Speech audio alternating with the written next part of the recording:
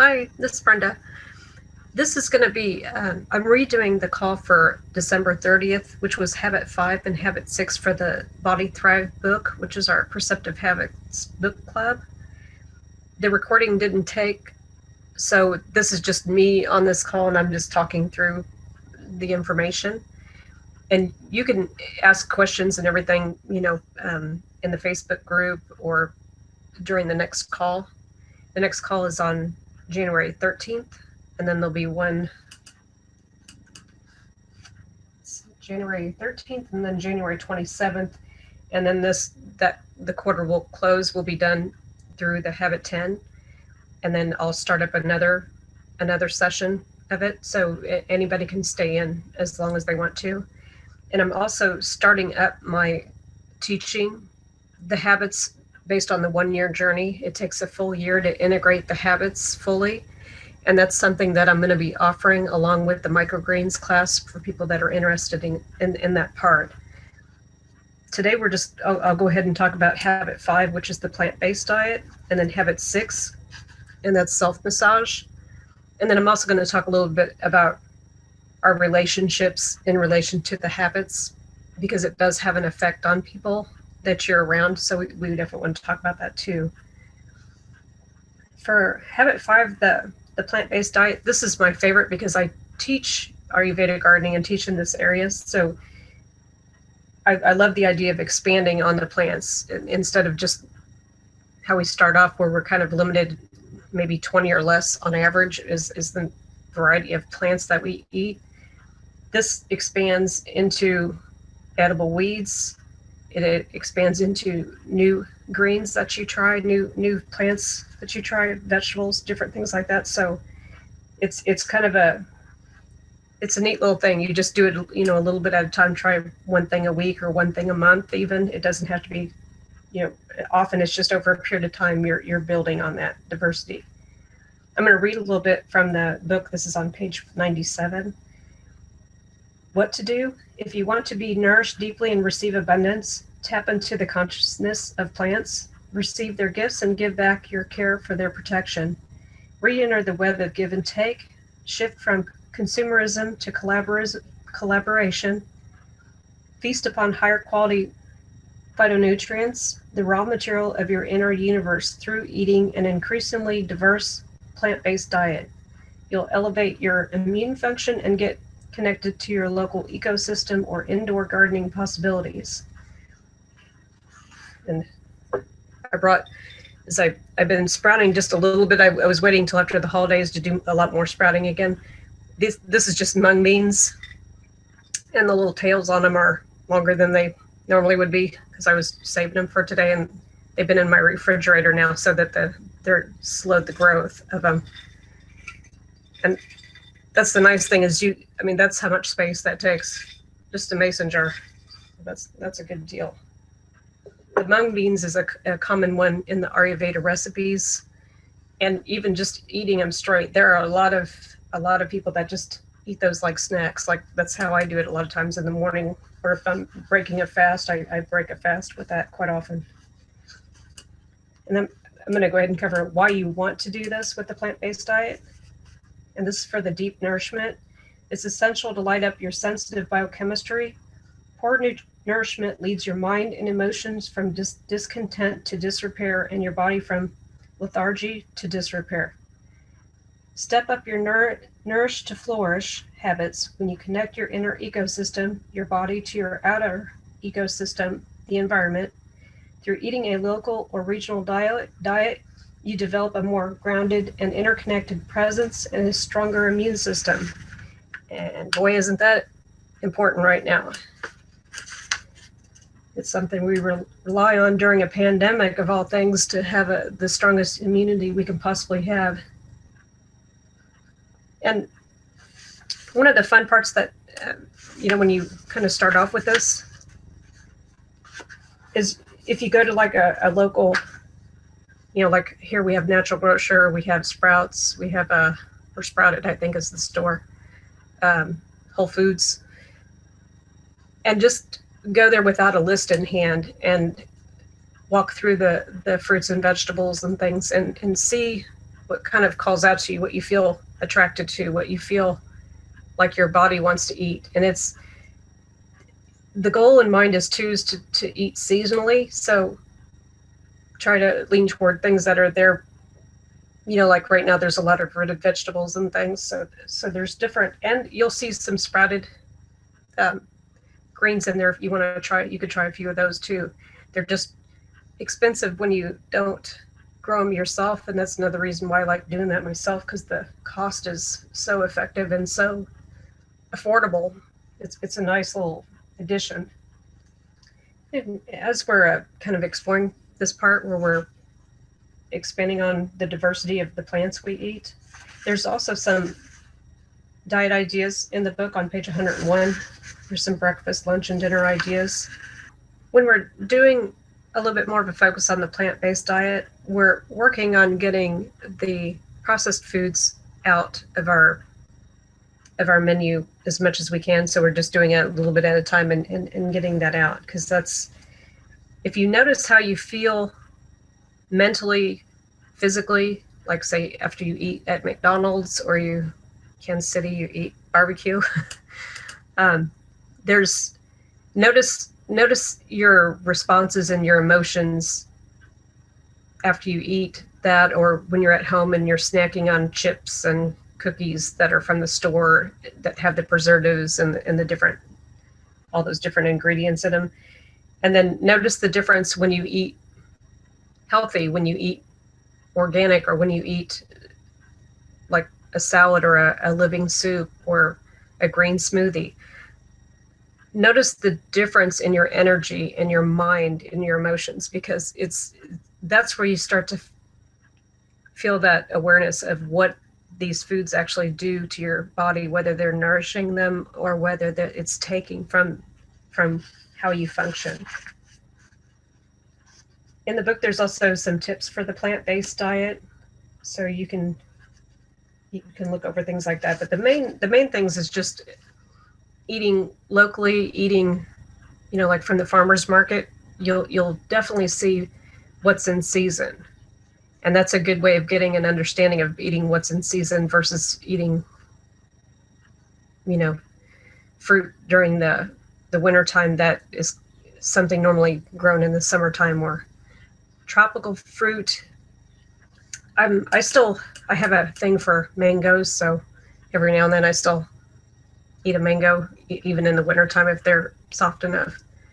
So it's not like you can't have those things. It's just you want to just do as much as you can as far as, fitting into the rhythm of the season that we're in. Habit 6 is self-massage. And this is one of the big self-care habits for yogis that goes back to the beginning, especially with Ayurveda. That's a huge piece of it, is using oil.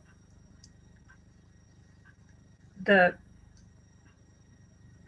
body absorbs the oil, and it also aids in taking toxins out of the body. Compared to when you put lotion on, lotion has ingredients that are basically toxins. There's certain levels of toxins in it, and the body is not has to absorb whatever they put in those lotions, which is not ideal. With the self-massage, the reason you want to, your hands are your body's ultimate healing tool. The practice of daily massage tones your tissues, improves your sleep, stimulates lymph, promotes longevity, strengthens your immune system, improves your joint mobility, and even synthesizes self-esteem from the inside out, which amplifies your confidence. And the way you want to start with massage, this also depends too on if you have any trauma that you deal with. You can start off with we all basically start off when you're new to this, is starting off with just like simple things like just, massaging your feet, like at night before you go to bed.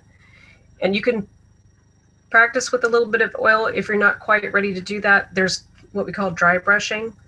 And that's another option. I didn't bring a brush in here to show you, but it's just a little light, soft brush, and it stimulates the skin kind of the same way, the lymph and all those, the lymphatic system. But give yourself time with it. If it's something you're not comfortable with, just do a little bit at a time. In the book, Kate recommends to do this before you shower.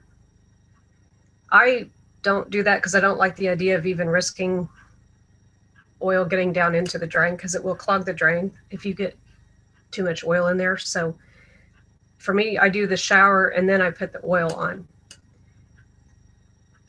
The other thing that's one of the sense cares is putting the oil in the nose. It's a new thing for us here in in our side of the world, but it's basically just putting a little bit of oil and then rubbing it up gently inside of each nostril. That's called nausea.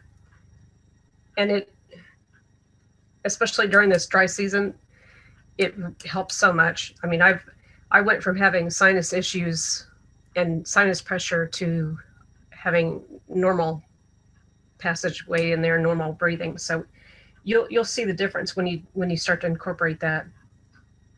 The self massage, I'm gonna see if there's a video I can kind of share with you on it, because it helps to kind of get an idea when you haven't done this before. But it's just rubbing gently. I mean, it's just, you're just rubbing in the oil just as you get it out of the bottle and put it on. There's oils for each dosha for your body constitution. If you don't know what that is, there's a quiz you can take on Banyan Botanical, and I'll include the link. That way you can kind of see, like mine is Vata Pitta, so I use sesame oil most of the time. In the summertime, I can use some coconut oil because that's a cooling oil, so it's good in the summer. But I'll post exactly what the oils that are for each person, so you can kind of try them out. The other thing that I like about the self-massage is you'll notice sometimes we have areas in our body that are the cells are kind of stagnant, and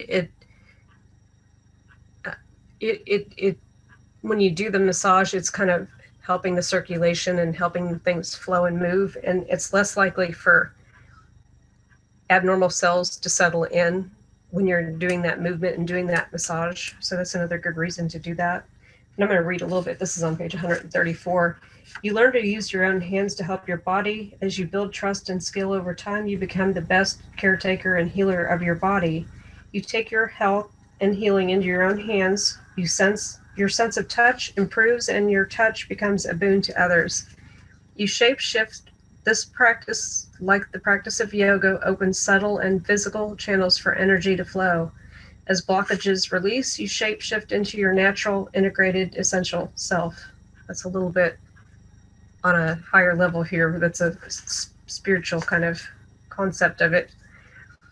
You become more stable, grounded, and self-contained, getting in touch with the exterior boundaries of your body. The encasement of you makes you less likely to be clumsy and to bump into things. Confidence is built from within, and you'll know yourself better and discover the next level of at one-ment in your own skin. And you're building your immune system again. There is a little talk on it about the lotion, so you can check that out too, just to kind of understand why lotion is not a good idea. And a lot of us, when we're first coming into Body Thrive, is you want to use up your products that you have, then that's okay. You don't have to throw them away or anything. You can just slowly incorporate and work towards the oil or dry brush. So it's something, don't feel like you have to throw all your things away. You don't.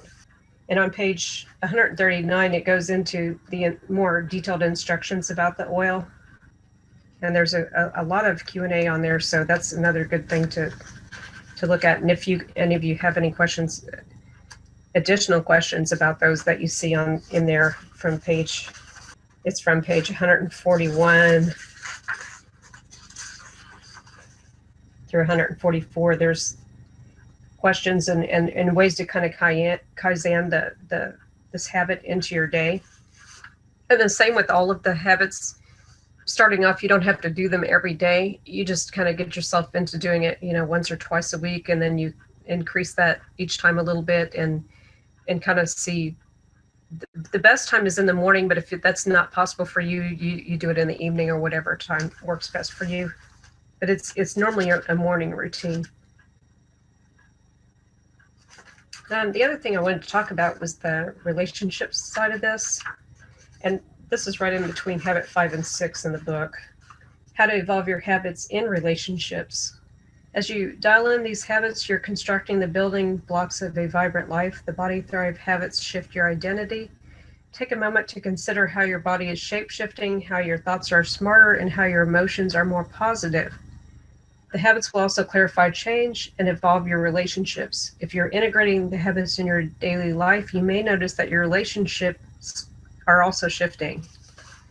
So sometimes you'll even see a certain level of friction that occurs, but you always want to ask for support. If you make an effort to kind of meet together and talk a little bit and say, this is what I'm doing, and I would like your support in it, and you can kind of state how you would like them to support you. So like if you're reaching for a snack, you might want to tell them to remind you to eat something, eat something healthy, just kind of like a trigger that they kind of guide you back the right direction.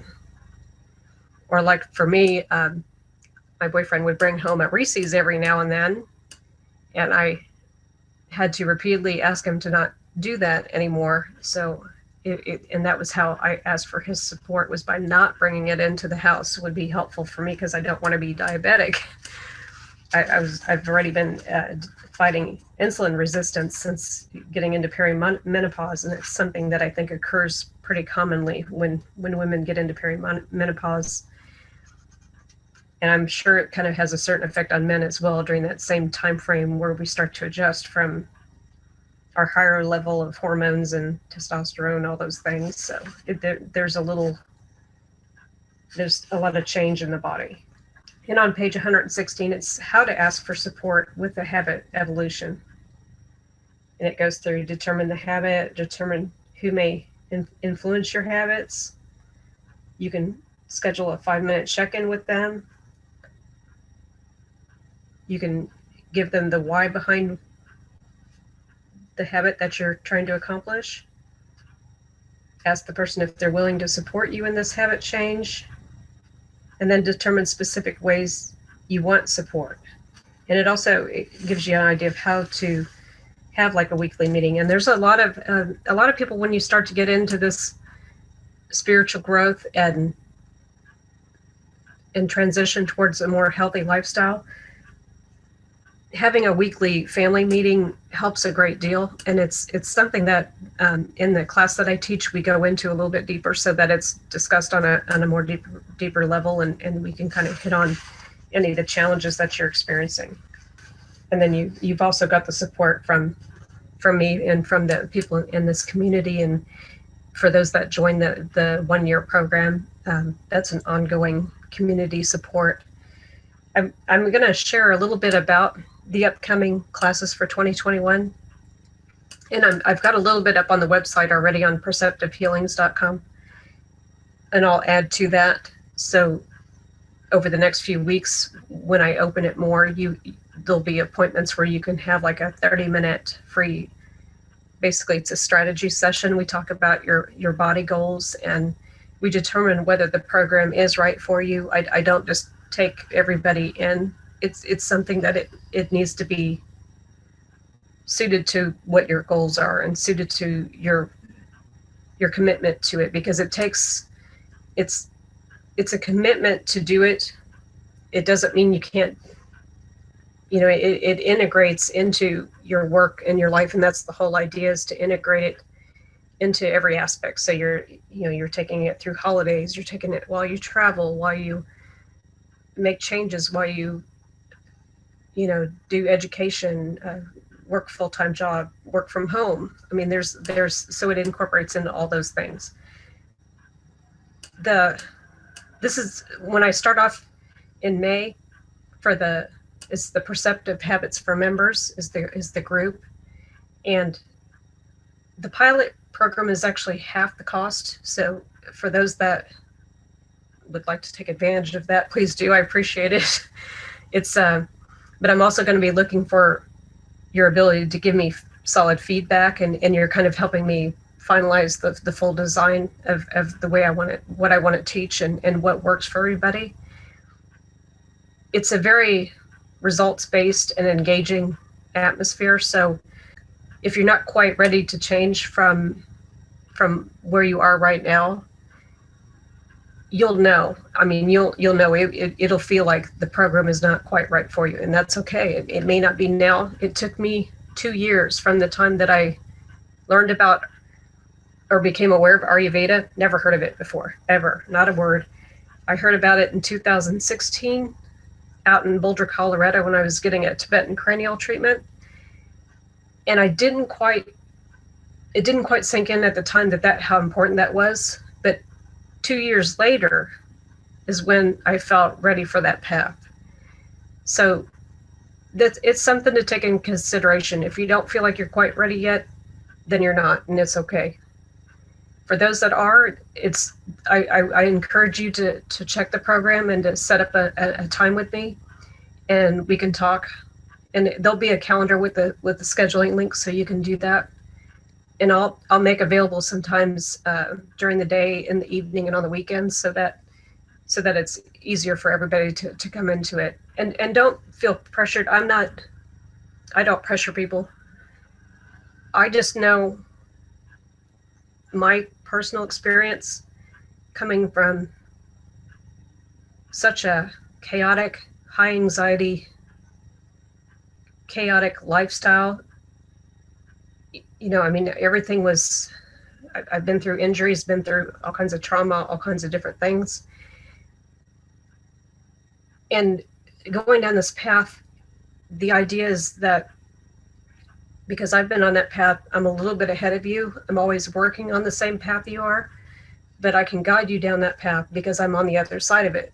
So it's kind of it's a healing experience on a level that you can't imagine when you're on the outside of it. But as soon as you're in, you start to feel it and see it and experience it for yourself. And that's what this is. This isn't a push for you to do things a certain way or by a certain time.